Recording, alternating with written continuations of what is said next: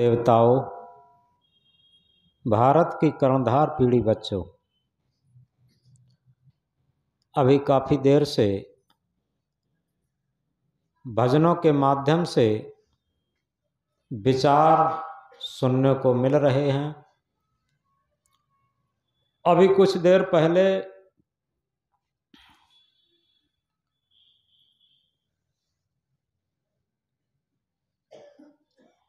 हमारे इंजीनियर साहब धर्मवीर राही बड़ी मार्मिक बात कही।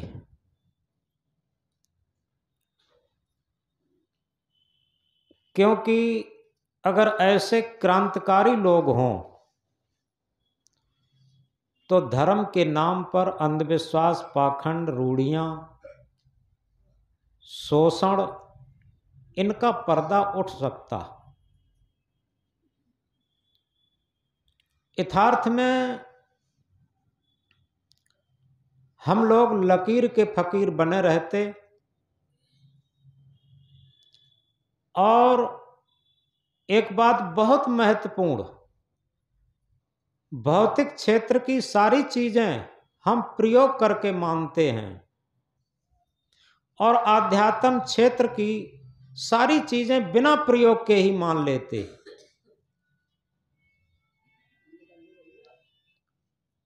भौतिक क्षेत्र में कोई भी बात हो बिना प्रयोग के नहीं मानेंगे। जैसे एग्जाम्पल रूप में अभी आप लोगों को कहें कि देखो अभी सब लोगों को मीठे मीठे रसगुल्ला खिलाए, तो आप लोग कहेंगे गुरुजी चीनी का एक दाना भी तो दिए नहीं, आप कहते मीठे मीठे रसगुल्ले खिलाए। कहाँ प्रयोग के बात बिना प्रयोग के बात माने। लेकिन धर्म क्षेत्र में, भक्ति के क्षेत्र में बिना प्रयोग के ही आंख मूंद करके सारी बातें मान लेते। इस तरीके से माला घुमा लो पाप कट जाएंगे, इस तरीके से हवन कर लो पाप कट जाएंगे, तीर्थ कर लो पाप कट जाएंगे, अमुक नदी में स्नान कर लो पाप कट जाएंगे। ये सब सस्ते नुस्खे हमारे जीवन को वास्तविकता से भटकाते हैं।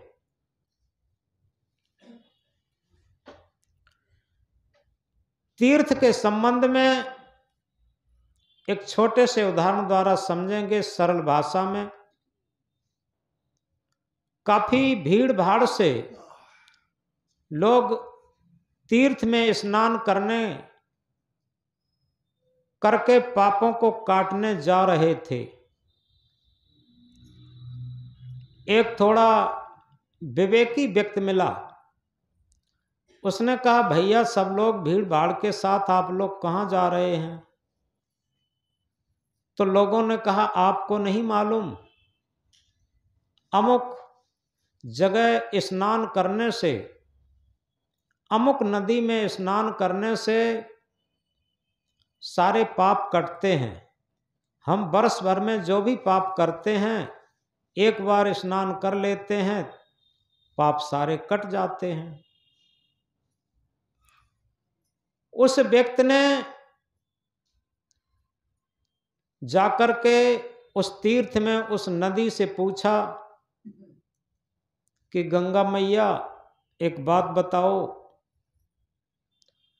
हजारों हजारों लोग आपके अंदर नहा करके और सारे पाप काटते हैं, इन पापों को लेकर तुम क्या करती?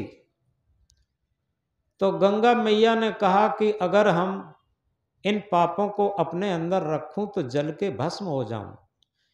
इन सारे पापों को ले जाकर के समुद्र को दे आती हूं।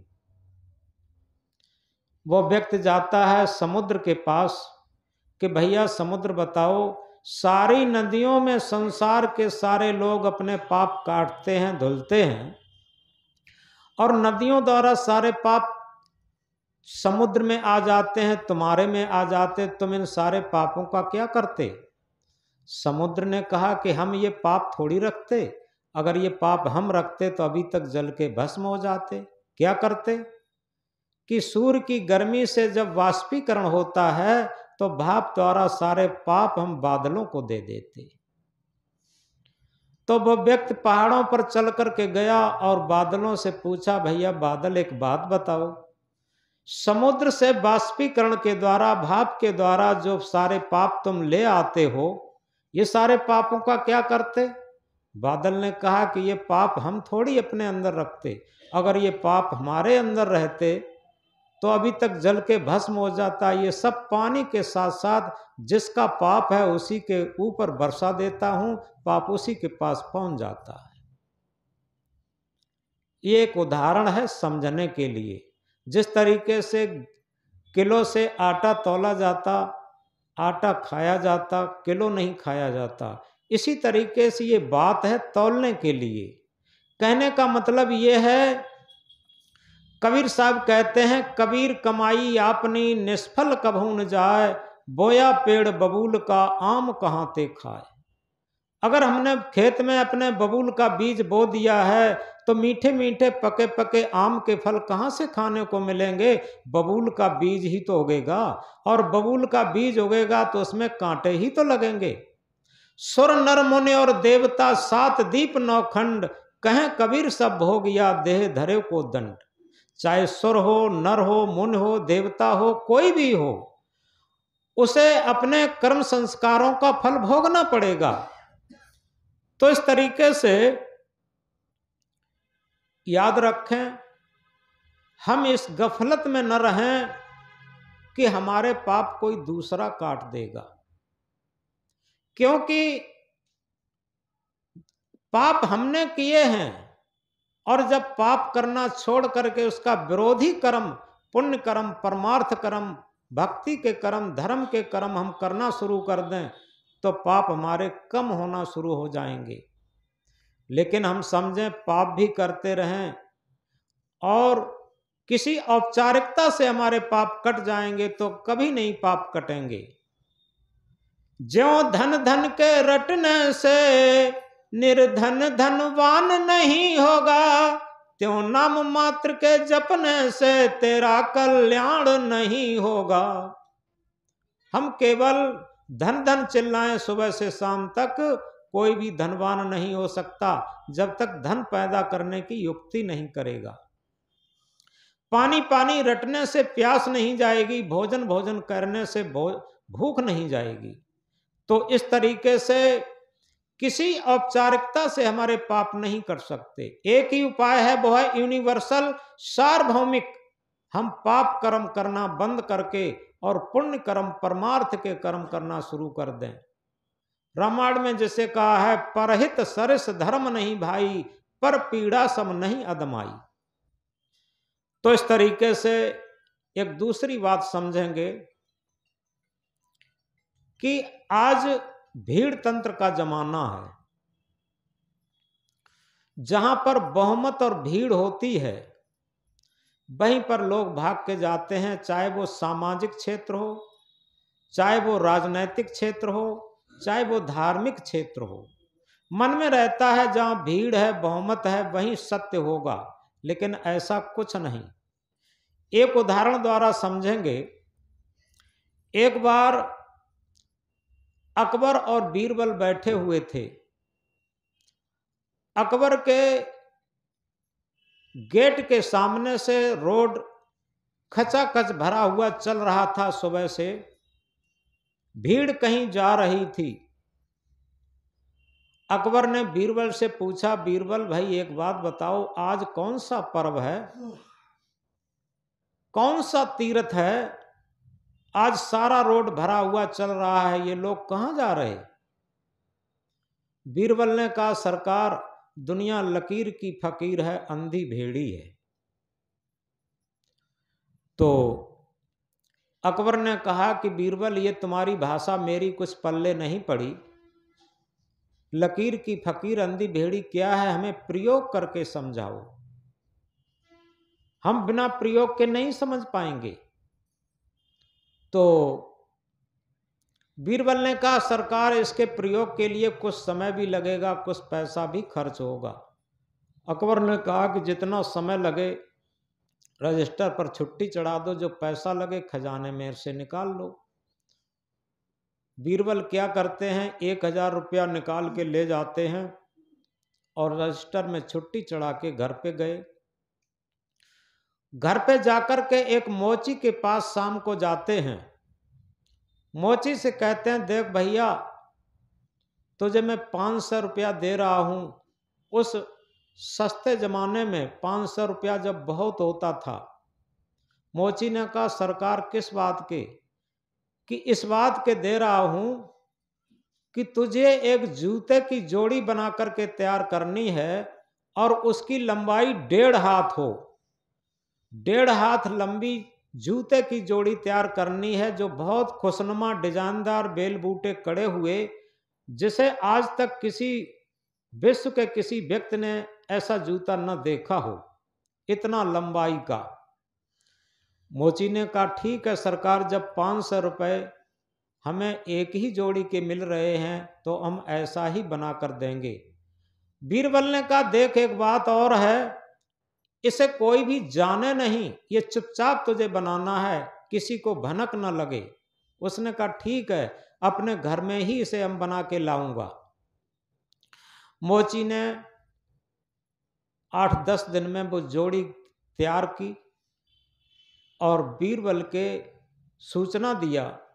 बीरबल एक कपड़े में लपेट करके और बोरे में बंद करके 1.5 हाथ लंबाई की जूते की जोड़ी लेकर के अपने घर पे आ गए। अब वो क्या करते हैं, सुबह के 4 बजे के टाइम जूते जोड़ी में से एक जूता ले जाकर के एक मस्जिद में डाल आते हैं।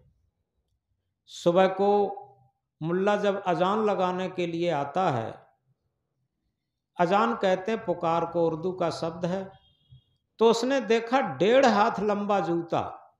एकदम उसके दिमाग में आया ये जूता संसार में किसी व्यक्ति का तो हो ही नहीं सकता, ये निश्चित है ये खुदा का जूता है। रात में खुदा मस्जिद में आया होगा और नापाक मनुष्य को दर्शन न देने के कारण वो जल्दी से भागा और एक जूता पहने चला गया, एक जूता जल्दी में छूट गया। ये निश्चित है खुदा का जूता है, किसी दूसरे का नहीं है। अब वो अजान लगाना तो भूल गया, उस जूते पर मस्तक टेकता है और छाती से लगाता और सिजदा करता है।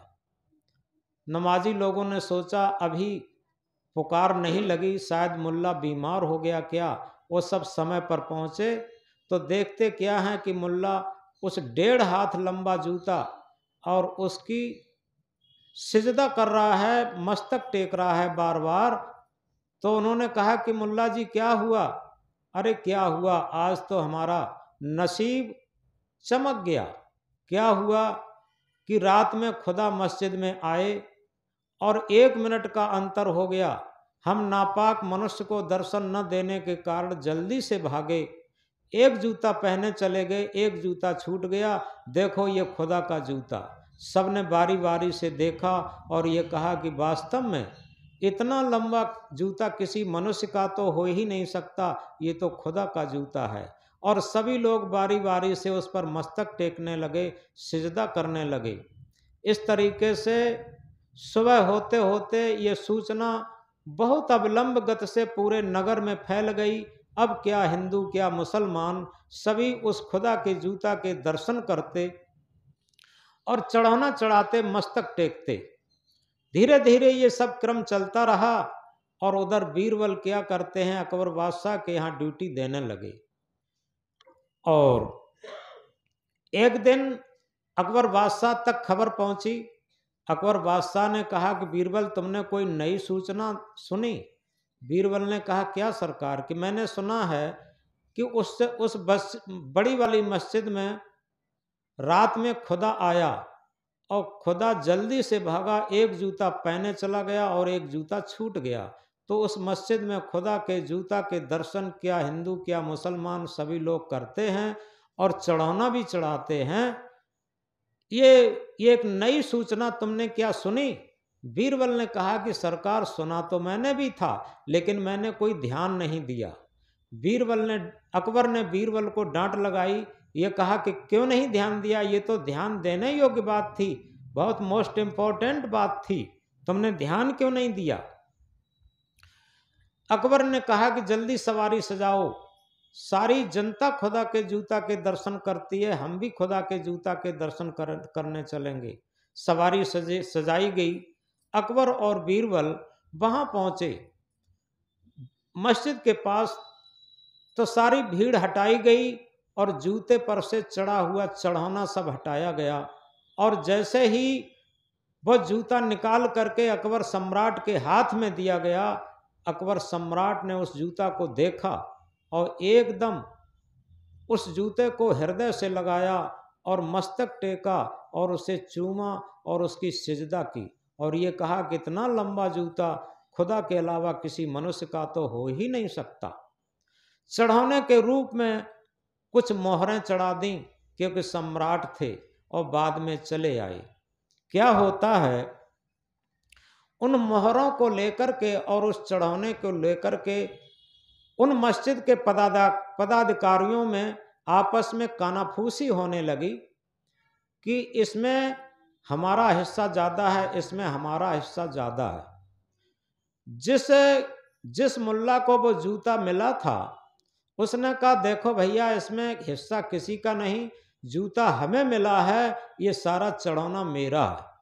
दूसरे पदाधिकारी कहते नहीं नहीं, ये पद के हिसाब से हिस्सा में बांट होगा, ऐसे नहीं होगा तुमे मिल जाए सब। ये सब सारी बातें होते होते तलवारें खिंच गईं, झगड़ा शुरू हो गया। ये खबर तुरंत अकबर सम्राट तक पहुंची।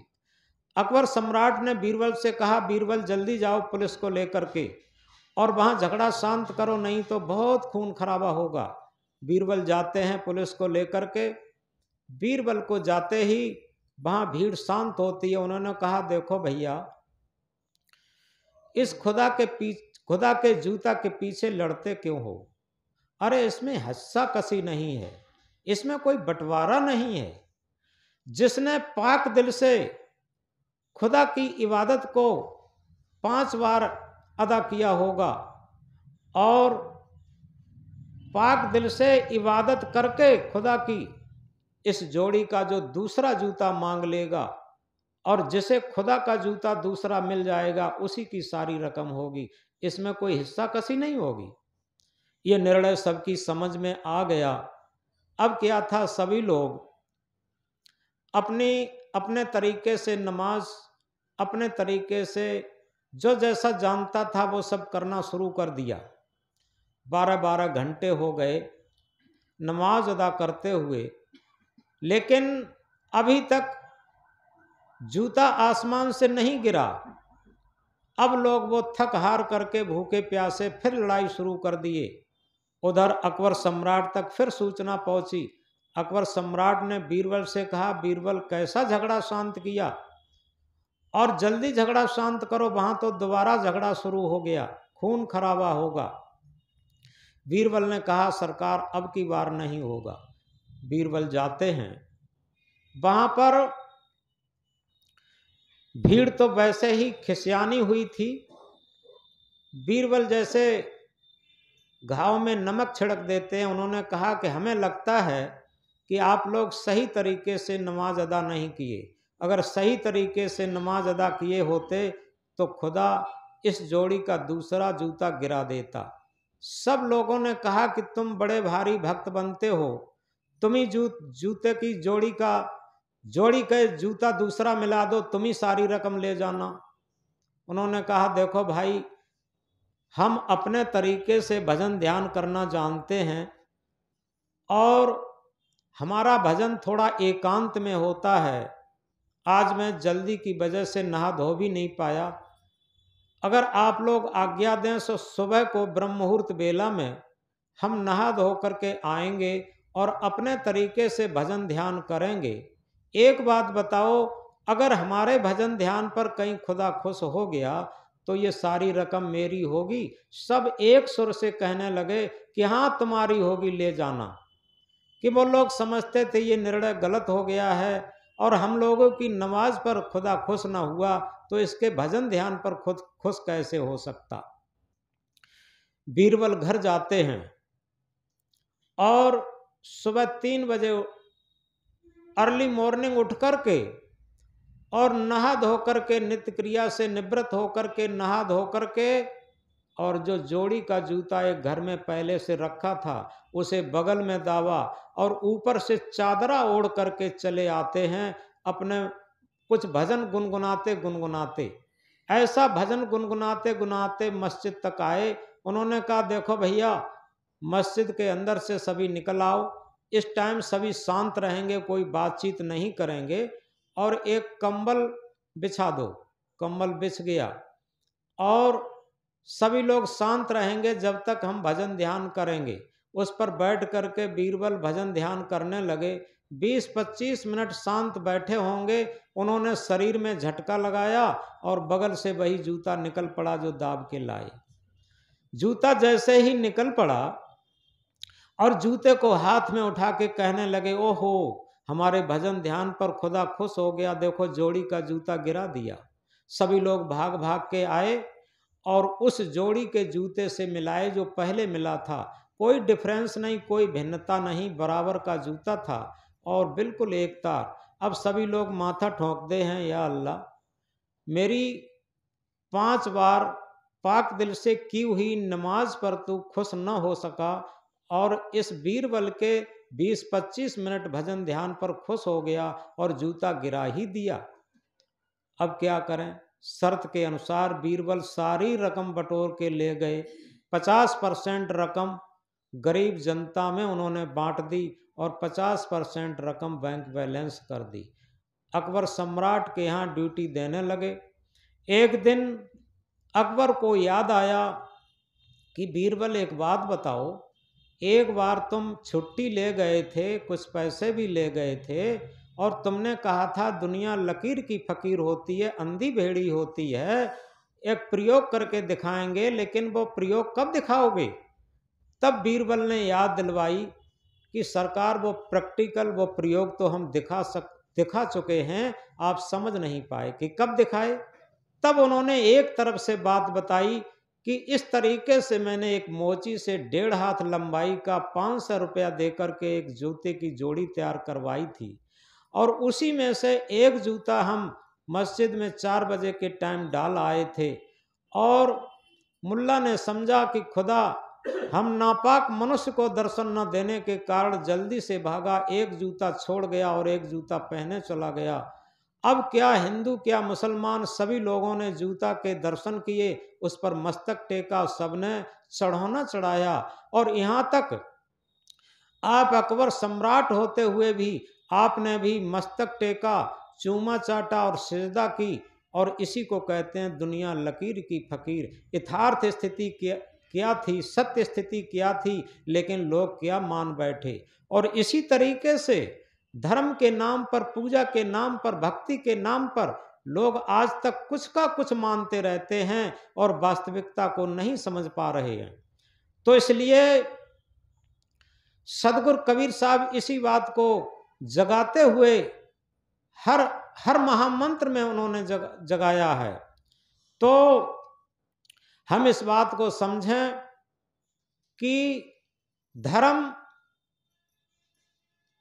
न होता हिंदू मुस्लिम, धर्म न सिख ईसाई, मानवता है धर्म हमारा, हम सब भाई भाई। यथार्थ में ये सब मजहब है। इस बात को गहराई से समझें क्योंकि सतपथ पर चलकर जिस दिन मानवता आएगी, न मजहब काम आएगा न जाति आएगी। हमारा देश, हमारा समाज, हमारा परिवार, ये सब धर्म और संप्रदाय में, जाति धर्म और संप्रदाय में बंटता चला जा रहा है और आपस में वैमनस्यता की, ऊंच नीच की खाई बढ़ रही है। हम लोग जब पढ़ रहे थे तब ये सोच रहे थे कि विज्ञान जैसा जैसा बढ़ेगा वैसा वैसा अंधविश्वास घटेगा, पाखंड घटेंगे, लेकिन ऐसा हुआ नहीं। क्योंकि विज्ञान के द्वारा जितने भी चीजें बनाई गई थी वो अंधविश्वासों ने उसे और अधिक बढ़ावा दे दिया। आज जो जिसे हम भारत की कर्णधार पीढ़ी कहते हैं वो उसी अंधविश्वास में और भटक गई। तो इसलिए हम इस बात को गहराई से समझें। सबसे पहले हम ये समझें,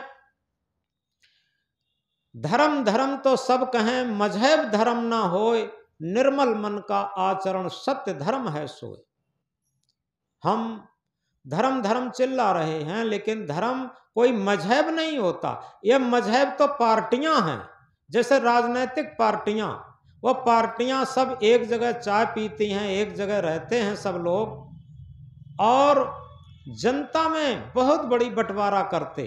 और ऐसे ही धार्मिक पार्टियां, जब मजहबी पार्टियां, ये मानव को एक नहीं रहने देते। एक भाई दूसरे मजहब में है, एक भाई दूसरे मजहब में है, तो और कोई लड़ाई नहीं है, तो मजहब के पीछे ही बहुत बड़ी लड़ाइयां हैं। अगर आप इतिहास उठा करके देखे हैं तो जर जमीन और जोड़ू को लेकर इतनी लड़ाइयां नहीं हुई हैं जितनी मजहब को लेकर के लड़ाइयां हुई हैं। तो इसलिए यथार्थ में कोई भी मजहब धर्म नहीं होता। ये सारे मजहब धर्म की खोज में खड़े हुए हैं। धर्म केवल एक ही है, humanity is the only religion. मानवता ही केवल धर्म है। जिस तरीके से पानी का धर्म है शीतलता, अग्नि का धर्म है उष्णता, वायु का धर्म है कोमलता, पृथ्वी का धर्म है कठोरता, इसी तरीके से मानव का धर्म है मानवता। हमारे अंदर जितने परसेंटेज में मानवता है उतने ही परसेंटेज में हम धार्मिक हैं। अन्यथा हम अपने को धार्मिक कितना भी कहते रहें, अगर अमानवता है तो निश्चित है हम धार्मिक नहीं हैं। तो इसलिए ये कहा है, करे गलती और न माने उसे हैवान कहते हैं। करे गलती और न माने उसे हैवान कहते हैं, करे गलती और मान ले उसे इंसान कहते हैं। करे गलती और मान ले उसे इंसान कहते हैं, और कभी गलती ना करे उसी को भगवान कहते हैं। तो इस तरीके से हम इस बात को अच्छी तरीके से समझें, जिसे कबीर साहब अपनी भाषा में कहते हैं, कबीर हम सबसे बुरे, हम ते भल सब कोय, जिन ऐसा कर जानिया मीत हमारा सोए। अगर हम जिस दिन अपनी बुराई, अपनी गलतियां देखना शुरू कर दें, ज्ञानी हम उसे नहीं कहते जिसने वेद शास्त्र उपनिषद गीता रामायण भागवत बीजक सब कुछ कंठस्थ कर लिया है। ज्ञानी हम उसे कहते हैं जो निरंतर अपनी बुराइयों को, अपनी गलतियों को देखना शुरू कर दिया और देख देख करके निकालना शुरू कर दिया, वही सच्चा ज्ञानी। तो इसलिए कबीर हम सबसे बुरे, हम ते भल सब कोय। यथार्थ में जिस दिन हमारे अंदर विवेक जग जाता, और विवेक कब जगता, आज का इस पर विचार भी लिखा हुआ है। गुरु हैं 4 प्रकार के अपने अपने अंग, गुर दीपक गुर पारस, मलिया गुर गुर भृंग। गुरु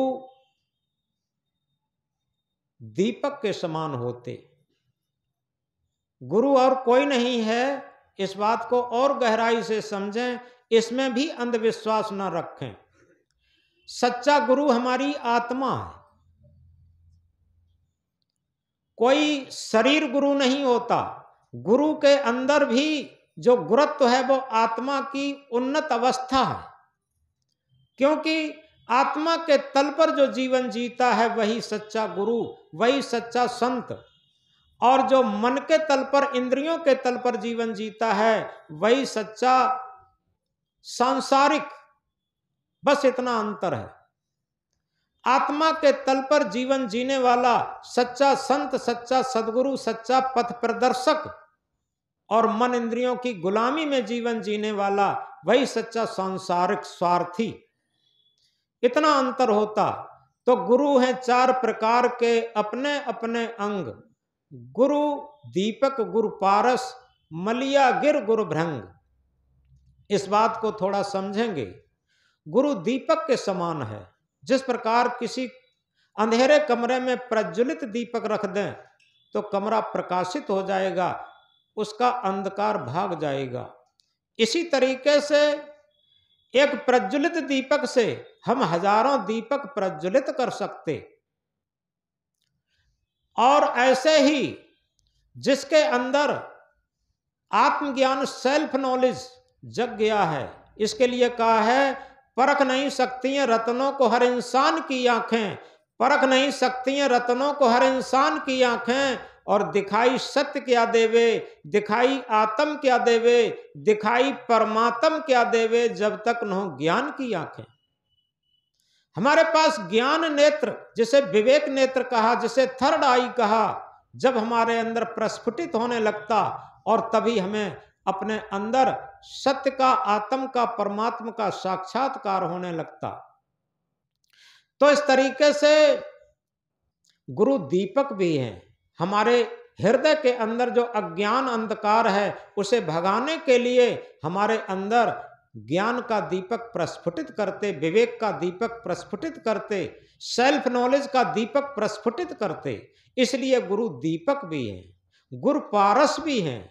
बताते हैं, एक एग्जाम्पल है, उदाहरण है, पारस पत्थर से लोहा मिल जाने से वो सोना बन जाता।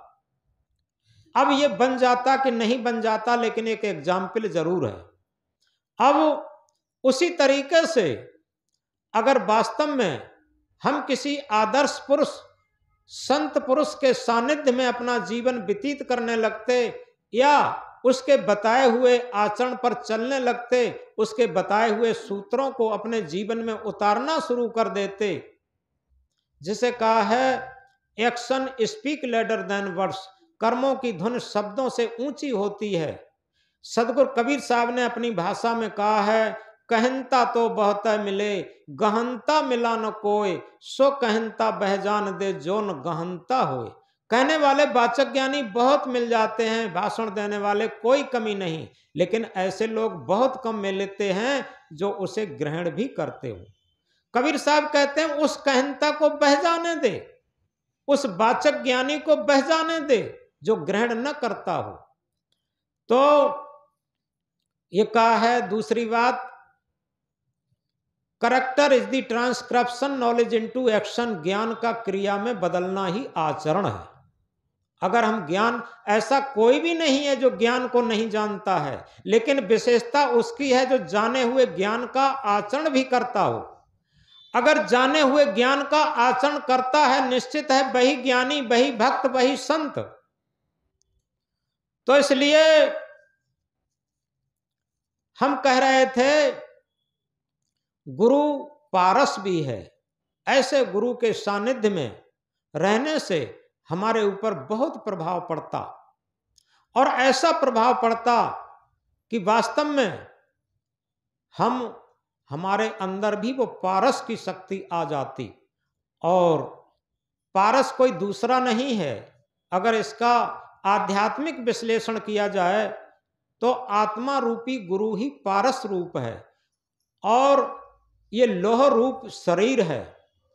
आप समझ सकते हैं ये शरीर जड़ है और आत्मा चेतन है।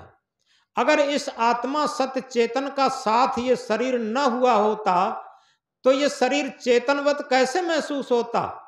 और जिस दिन इस संयोग का वियोग भी हो जाता, इस सत्य से जड़ शरीर अलग हो जाता, उसी दिन ये शरीर कुछ भी नहीं कर सकता, अपने ऊपर बैठी हुई मक्खी भी नहीं हिला सकता। इसीलिए आत्मा रूपी गुरु पारस भी है। इसके सानिध्य से ये जड़ शरीर चेतनवत महसूस होता। ये पारस भी है। गुरु दीपक, गुरु पारस, गुरु मलियागिर भी है। मलियागिर कैसे कहते, ये कहा है कबीर साहब ने, मलियागिर की वास में बेंधा ढांक पलास, और बेना कभून बींधिया जुग जुग रहिया पास। मलियागिर पर्वत जहां है वहां उसकी मिट्टी ऐसी है, पत्थर ऐसा है कि उस पर जो भी पेड़ पौधा उगेगा वो चंदन बन जाता। बेंधा ढाक पलास कुछ भी जम जाए उगाए वही चंदन बन जाएगा। लेकिन बेना कबहून बींधिया, बेना कहते हैं बांस को, बांस चंदन नहीं बन पाता। सदगुरु कबीर साहब जगाते हैं कि बेना कबहून बींधिया जुग जुग रहिया पास। चाहे जुग जुग उसी मलिया गिर पर्वत पर खड़ा रहे बांस, लेकिन उसमें चंदन की सुगंधी नहीं आ सकती, मलिया गिर की सुगंधी नहीं आ सकती। कारण क्या है? बांस के अंदर पोलापन है और पग पग पर गांठ है। इसी तरीके से कबीर साहब बांस का उदाहरण देकर के इस मनुष्य को समझा रहे जिसके अंदर अहंकार का पोलापन है, आदमी के अंदर प्राउड, वो कहा प्राउड रुनन दी एंगल्स, अभिमान ने देवताओं को भी नष्ट किया। तो जिसके अंदर प्राउड है, घमंड है, अहंकार है, ये पोलापन है, खालीपन, और छल कपट राग द्वेष ईर्षा स्वार्थ की पग पग गांठें हैं इसमें। ऐसी पग पग गांठें और ऐसा अहंकार रूपी पोलापन जिस व्यक्ति के अंदर है वो सत्संग रूपी दरिया, सत्संग रूपी मलिया गिर में जुग जुग रहे, रोज सत्संग में बैठा रहे, लेकिन कोई भी फर्क नहीं पड़ेगा। रोज संत गुरु के सानिध्य में रहे, लेकिन कोई भी फर्क नहीं पड़ेगा। जिस तरीके से बांस पर कोई फर्क नहीं पड़ता, वो चाहे जुग जुग बांस मलिया गिर पर्वत पर खड़ा रहे। तो सदगुरु कहते हैं कि गुरु मलिया गिर के भांत हैं। मलिया गिर क्या है? उस पर जो भी पौधा उगता है वो चंदन बन जाता। इसी तरीके से सदगुरु के सानिध्य में जो भी आ जाता, आप देखें अंगुलीमाल जैसा डाकू बुद्ध की शरण में जाने से एक महान संत बना, और ऐसे ही रत्नाकर जैसा डाकू महर्षि वाल्मीकि बना, और कितने लोग संतों के सानिध्य में, गुरुजनों के सानिध्य में आकर के अपने जीवन को बदल दिए। क्योंकि केवल कपड़े बदलने से जीवन नहीं होता। हम ये सोचें कपड़े बदल गए तो जीवन बदल गया, ऐसा नहीं। सदगुरु कबीर साहब इस पर एक क्रांति का महामंत्र देते हैं। क्या? तन को साधु सब करें, मन को करे न कोई, जो मन को साधु करे सहजे सब सिद्ध हो। तन को भक्त बना लेना, तन को संत बना लेना, ये बहुत सरल बात है। बड़ा बनना, गुरु बनना, सरल विद्वान भी बनना, बड़ा बनना, गुरु बनना, सरल विद्वान भी बनना, मगर मन की कुचालें जो न जल्दी जीत जाती हैं। इसी तरीके से तन को भक्त बनाना, तन को साधु बनाना, ये बहुत सरल बात है। लेकिन मन साधु बन जाए, मन भक्त बन जाए, ये बहुत ऊंची चीज है। मन ना रंगाए, रंगाए जोगी कपड़ा। कबीर साहब कहते हैं मन को नहीं रंगाते, और लोग कपड़ों को पहन करके और ऊंचे संत हो जाते। तो इस तरीके से गुरु मलिया गिर भी हैं। मलिया गिर की सुगंधी से जिस तरीके से सारे वृक्ष चंदन बन जाते, और इसी तरीके से संत गुरु के सानिध्य में वो आचरणों की सुगंधी, रहनी गहनी की सुगंधी होती, जिसके द्वारा जो व्यक्ति एक मन के निरहंकार पूर्वक आता है, जिसका मन नॉर्मल रहता है, उसके ऊपर बहुत प्रभाव पड़ता और उसका जीवन ही बदल जाता। और गुरु वैद्य भी हैं, क्योंकि गुरु हमारे वैद्य हैं। अंजन है सतसंग, ज्ञान सराही जब लगे कटे मोतिया बिंद। गुरु हमारे वैद्य के समान होते। वैद्य क्यों होते? हम शारीरिक बीमारी तो जानते हैं कि अस्पताल बना है, डॉक्टर लोग हैं, लेकिन एक मानसिक बीमारी और होती। मानसिक बीमारी लोग नहीं जान पाते, और उसके सच्चे वैद्य, सच्चे डॉक्टर केवल संत गुरुजन ही होते। और वे क्यों होते? वो इसलिए होते हैं, मानसिक बीमारी इसलिए होती है कि हमें टेंशन, जैसे हिंदी में कहते हैं मानसिक अपच। पेट में अपच हो जाती है तो सब जान लेते, लेकिन मानसिक अपच का अंग्रेजी में नाम है टेंशन। आज छोटे छोटे बच्चे भी जानते हैं, अगर उन्होंने कहा कि हमें मोबाइल चाहिए, अगर मोबाइल नहीं मिला तो उन्हें टेंशन हो जाता। कहते मम्मी तुमने मोबाइल नहीं खरीदा, हमें तो आज टेंशन हो गया। छोटे छोटे बच्चे कहने लगे आज टेंशन। पहले ये टेंशन नहीं था। हमने देखा जब शिक्षा का दौर कम था, शिक्षा बहुत अच्छी चीज है, लेकिन शिक्षा से ही गुलामी भी बड़ी है, मानसिक गुलामी। इसे हम समझ नहीं पाते, क्योंकि जो हमारी विदेशी संस्कृति हमारी शिक्षा पर लादी जा रही है, जो केवल आदमी भौतिक उन्नत भौतिक उन्नत भौतिक उन्नत चिल्ला रहा है और इसके बाद उसे कुछ दिखाई नहीं देता, और इसी का कारण हो गया है वो टेंशन में चला गया, क्योंकि एकांगी जीवन होता उसका चला जा रहा। आज आप देखें, वो कहते हैं निर्धनिक कछ धन चाहे, निर्धनिक कछ धन चाहे, धनिक चाहे विशेष, विशेषहु विशेष चाहे होवन चाहे नरेश, नरेश चाहे इंद्र पद, इंद्र चाहे रणजीत, असुर चाहे सुरपत बनन, यह तृष्णा की रीत। तृष्णा है कि डांकनी की जीवन को काल, और निस्दिन चाहे जीवन करत बेहाल।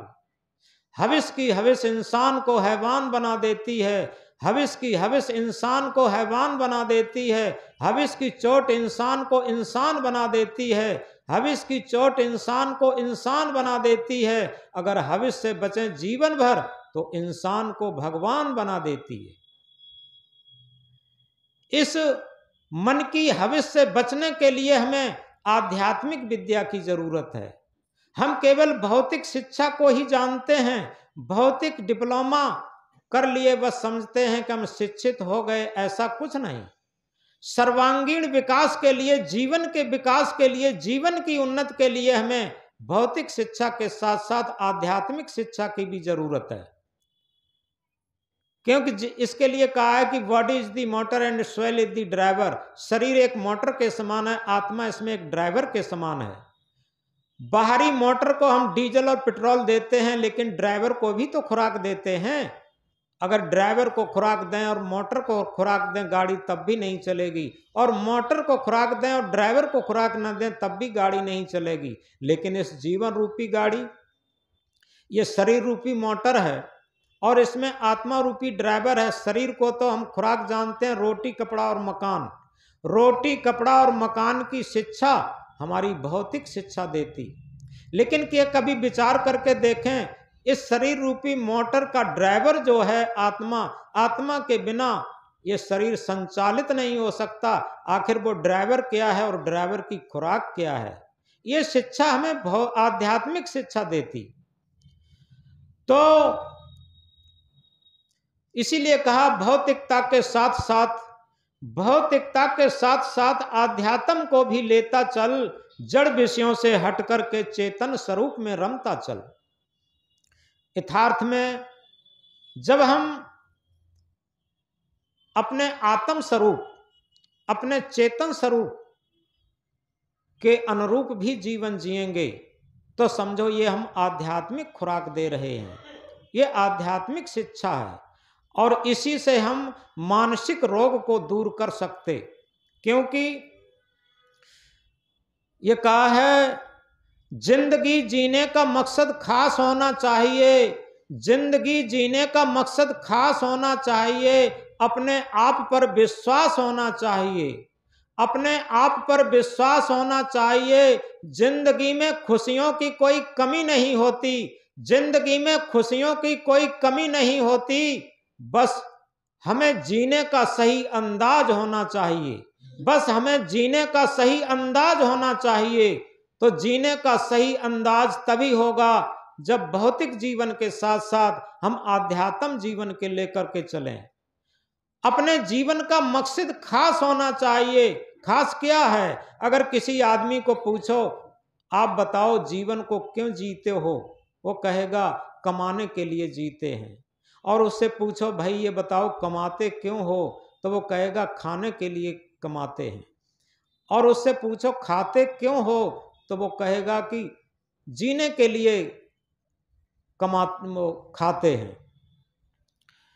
ये कोई वास्तविक लक्ष्य नहीं हुआ, ये कोई वास्तविक लक्ष्य नहीं हुआ, क्योंकि कमाते हैं खाने के लिए, खाते हैं जीने के लिए और जीते हैं क्या मरने के लिए। बस यही तो है हमारे जीवन का लक्ष्य।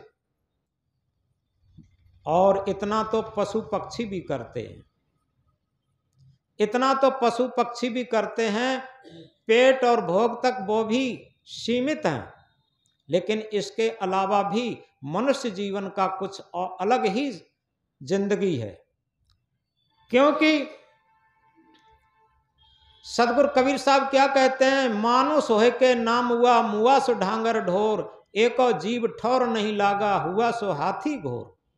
मनुष्य जब जन्म लेता है तो मनुष्य होकर के जन्म तो ले लेता है, लेकिन मनुष्य होकर के जी नहीं पाता। और जब मनुष्य होकर के जी नहीं पाता तो मनुष्य होकर के मर नहीं पाता। सदगुरु कबीर साहब इंकलाब करके कहते हैं, मानुष होए के नाम हुआ। जो मनुष्य होकर के जी नहीं पाया तो वो मनुष्य होकर के मर कहां पाएगा। अरे वो तो स्वार्थ में जिया। और जो मैथिली शरण गुप्त क्या कहते हैं, वही मनुष्य है जो कि मनुष्य के लिए मरे, वही मनुष्य है जो कि मनुष्य के लिए मरे, यह पशु प्रवृत्ति है जो कि आप ही चरे। जितना आदमी के अंदर आज स्वार्थपरता आती चली जा रही है, आज आप देखिए पति पत्नी से लेकर के जितने भी रिश्ते हैं उनमें क्यों खटास आ रही।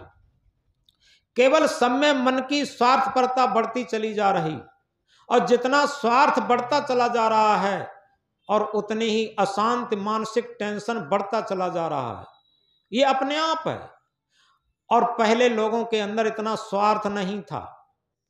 जब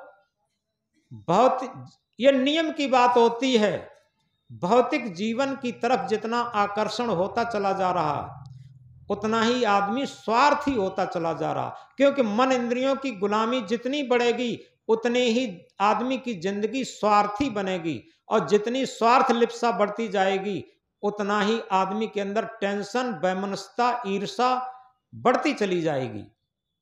इसलिए इस बात को हम गहराई से समझें कि अगर हमें जीवन में सुख शांत चैन चाहिए तो सदगुरु एक मंत्र देते हैं, जहां सेवा वहां त्याग है, जहां सेवा वहां त्याग है, जहां त्याग वहां प्रेम, निर्मल अंतःकरण जहां वहां शांति सुख चैन।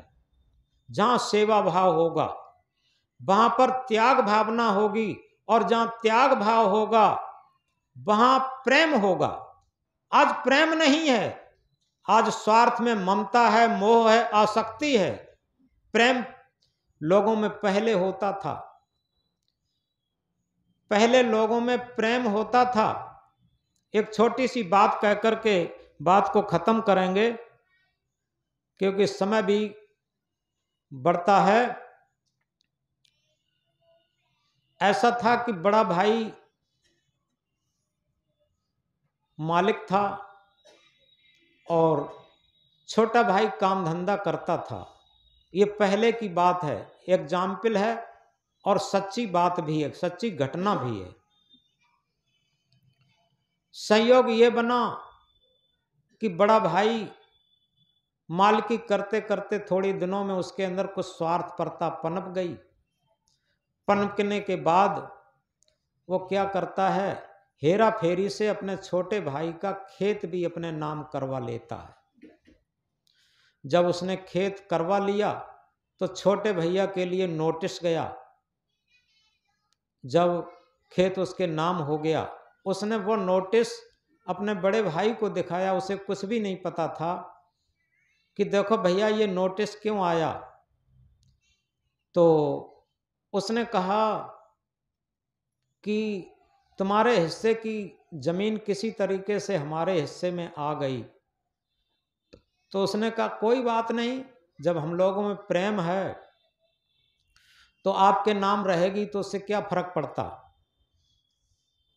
अब वो भाई थोड़ा चिंतित होने लगा, बड़ा। छोटे भाई की पत्नी ने कहा, ये तो बहुत गलत हुआ कि ये अब हमारे बाल बच्चों के नाम कोई जमीन ही नहीं रहेगी, और तुम ऐसा करो, मुकदमा करो। तो पत्नी के कहने से वो मुकदमा करने गया किसी रिश्तेदार को लेकर के। जब मुकदमा करने गया और मुकदमे में तारीख पढ़ने लगी, जब तारीख पढ़ने लगी तो क्या होता है कि बड़े भाई को बुलाया गया। वहां उससे पूछा गया कि तुम्हारे छोटे भाई ने जब तुम्हारे नाम जमीन नहीं की और तुम्हारे नाम ये कैसे जमीन आई, तो वो सही कुछ जवाब नहीं दे पा रहा था। बात चल रही थी, इधर क्या था, उसकी पुकार जल्दी जल्दी हुई तो वो अपने जूते उतारे बैठा था, धूप थी, तो धूप में ही जूते छोड़ करके तुरंत चला गया। छोटा भैया क्या देखता है कि बड़े भैया के जूते धूप में पड़े हैं, और जब आएगा तो भैया के पैर जलेंगे। उसने जूतों को उठा करके और अपने झोले में रख लिया, झोले में रख करके और छाया में बैठा हुआ था कि भैया की पुकार हुई है, देखो मुकदमे में क्या होता है। थोड़ी देर बाद बड़ा भैया लौट के आता है, जहां जूता थे वहां खोज रहा है, जूता वहीं नहीं मिलते हैं। छोटे भैया से वो कुछ नहीं बोला। छोटा भैया पूछता है, भैया क्या देख रहे? अरे यहाँ मेरे जूते थे, वो कौन ले गया? छोटे भैया ने कहा कि भैया वो जूता धूप में थे, हमने सोचा कि भैया के जूता धूप में हैं और जब भैया तारीख से आएगा तो उसके पैर जलेंगे, इसलिए मैंने झोले में रखकर यहाँ छाया में रख लिए हैं।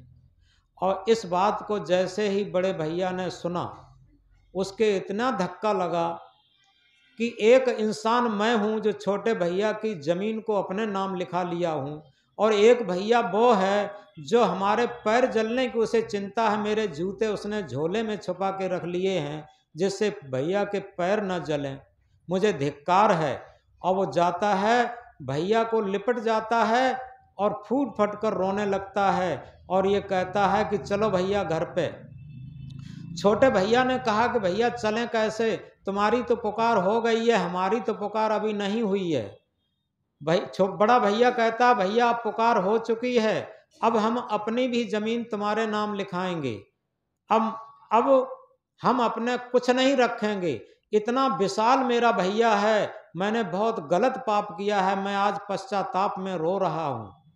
इस तरीके से वो रोने लगा और भैया से लिपट लिपट करके रो रहा है और संकल्प लेता है, आज से मैं कभी भी भैया से अलग नहीं होऊंगा और जीवन भर भैया से प्रेम से रहूंगा। देखो ये क्या है, ये वही है जो हम कह रहे थे, निस्वार्थ साथ दे सज्जन का सच्चा उपकार यही तो है। अगर हम निस्वार्थी जीवन जीना शुरू कर देते हैं तो हमारे अंदर त्याग भाव आ जाता। हम कह रहे थे जहां सेवा वहां त्याग है, जहां त्याग वहां प्रेम, निर्मल अंतःकरण जहां वहां शांति सुख चैन। जहां निर्मल अंतःकरण है वहीं शांति सुख चैन हो सकता। शांत सुख चैन बहुत बहुत धन, बहुत महल, बहुत घोड़ा गाड़ी वाहन इसमें नहीं हो सकता। तो इस तरीके से हम याद रखें कि आध्यात्मिक विद्या उसे कहते हैं कि निरंतर अपनी गलतियों को, अपनी बुराइयों को, अपने स्वार्थपरता को देखते चलें। हमारा जीवन जितना भी स्वार्थ से भरता चला जा रहा है उतना ही हम टेंशन में होते चले जाते, और जितना हमारा जीवन निस्वार्थ जीवन होता है उतना ही हमारा मानसिक संतुलन रहेगा अपने आप, ये निश्चित है। तो हम याद रखें, हम कह रहे थे एक महामंत्र, जहां सेवा वहां त्याग है, जहां त्याग वहां प्रेम, निर्मल अंतःकरण जहां वहां शांति सुख चैन। वहीं शांति सुख चैन होगा जब हमारा अंतःकरण निर्मल होगा। आगे एक बात कहकर के बात को बंद करने जा रहे। झांक रहे सब इधर उधर, झांक रहे सब इधर उधर, अपने अंदर झांके कौन। हम इधर उधर झांक रहे हैं, उसमें ये कमी है, उसमें ये कमी है, उसकी ये गलती है, वो ऐसा कर रहा है, और उसने 2 मंजिला मकान बना लिया, हमारा तो 1 मंजिल मकान ही है, उसके पास 4 व्हीलर गाड़ी है, हमारे पास तो मोटरसाइकिल ही भी नहीं है। ऐसा विचार विचार करके हम टेंशन में हैं, आज दुखी हैं। झांक रहे सब इधर उधर, अपने अंदर झांके कौन। जिस दिन हम अपने अंदर झांकना शुरू कर दें, शांति का पथ, निस्वार्थ भावना का पथ, आध्यात्म का पथ, धर्म का पथ, भक्ति का पथ, उसी दिन हमारे अंदर से प्रस्फुटित होने लगेगा। भक्ति का धर्म का, परमार्थ का, ये बाहर से थोपा नहीं जा सकता, ये सब अंदर से प्रस्फुटित होते। कोई कहे कि हम आपसे बहुत प्रेम करते, लेकिन वो जो कहता है वो प्रेम नहीं करता, वो स्वार्थ से प्रेम करता। और जिस दिन स्वार्थ नहीं चलेगा, उसका प्रेम दिखाई नहीं देगा, क्योंकि प्रेम के लिए कहा नहीं जाता। प्रेम तो एक हृदय की अवस्था है, प्रेम तो अपने आप होता, स्वाभाविक होता। तो हम कह रहे थे, झांक रहे सब इधर उधर, अपने अंदर झांके कौन। दुनिया सुधरे सब चिल्लाते, निज को आज सुधारे कौन। सब चिल्ला रहे हैं कि दुनिया सुधर जाए, दुनिया सुधर जाए। जैसा कि अभी धर्मवीर राही जी ने कहा था कि आज लोग नेजा चढ़ाने जाते हैं तो पिता भी है, भैया भी है, बहन भी है, बेटी भी है, और डांस हो रहा है, शराब पी रहे हैं। अब इस शराब पी करके, डांस करके अगर देवी खुश हो रही है और ये बहुत बड़ा धर्म हो रहा है, फिर अधर्म कौन सी चीज होगी। तो इस तरीके से झांक रहे सब इधर उधर, अपने अंदर झांके कौन। दुनिया सुधरे सब चिल्लाते, निज को आज सुधारे कौन। दुनिया सुधरे सब चिल्लाते, निज को आज सुधारे कौन। हम सुधरेंगे, जग सुधरेगा। पर उपदेश कुशल बहु तेरे, निज पर आज विचारे कौन। पर उपदेश कुशल बहु तेरे, निज पर आज विचारे कौन। हम सुधरेंगे, जग सुधरेगा, हम सुधरेंगे, जग सुधरेगा, इतनी सी बात विचारे कौन। अगर हम इतना सा सूत्र अपने अंदर धारण कर लें कि हम सुधरेंगे, तो परिवार, समाज, राष्ट्र, विश्व सब सुधर जाएगा। तो निश्चित है हम धर्म के पथ पर, भक्ति के पथ पर, मानवता के पथ पर चलना शुरू हो गए। और इसीलिए कहा, धर्म धर्म तो सब कहें, मजहब धर्म ना होए, निर्मल मन का आचरण सत्य धर्म है सोए। और इसी के साथ, धारण करे तो धर्म है, धारण करे तो धर्म है, नहीं तो थोथी बात। धारण करे तो धर्म है, नहीं तो थोथी बात। सूरज हो गए तो दिवस है, नहीं तो काली रात। अगर हमने धारण कर लिया तो धर्म हो गया, अन्यथा थोथी बात, झूठी बात। क्योंकि सूरज निकल आया तो दिन हो जाएगा, अन्यथा सूरज सूरज हम कितना भी चिल्लाएं, इसी तरीके से धर्म धर्म कितना भी चिल्लाएं, धर्म नहीं हो सकता। तो धारण करे तो धर्म है, नहीं तो थोथी बात। सूरज हो गए तो दिवस है, नहीं तो काली रात। तो आज का सत्संग यहीं पर समाप्त होता है। हम याद रखें, जीवन में जितने भी हम दिखावा है, वो कहते हैं दिखावा छोड़ दो प्यारे, तभी कुछ हाथ आएगा। ये जीवन क्षणिक है, क्षण में काल के गाल जाएगा। जितना भक्ति के नाम पर, धर्म के नाम पर, प्रेम के नाम पर, रिश्तों के नाम पर हम दिखावा करते हैं, ये एक धोखा है। किसी भी क्षेत्र में हो, हम दिखावा न करें, ओरिजिनलिटी रखें। जिसे कहते हैं सहज जीवन। जिसने पाई सहज जीवन की झलक, उसकी मिट गई सकल संसार पाने की ललक। जिसने सहज जीवन की झलक पाली, उसकी सारे संसार पाने की ललक, तृष्णा मिट गई। तो इसलिए इन बातों पर हम विचार करते हुए अपने जीवन को महत्व देते हुए और अपने अंदर सुधार लाने की कोशिश करें, तभी हम भौतिक क्षेत्र और आध्यात्म क्षेत्र दोनों में उन्नत कर सकते हैं और शांति पथ और आत्म पथ को प्राप्त कर सकते हैं। यही आज के सत्संग का सार है। बोलो सदगुरु कबीर साहब का जय। और आगे की सूचना ये है,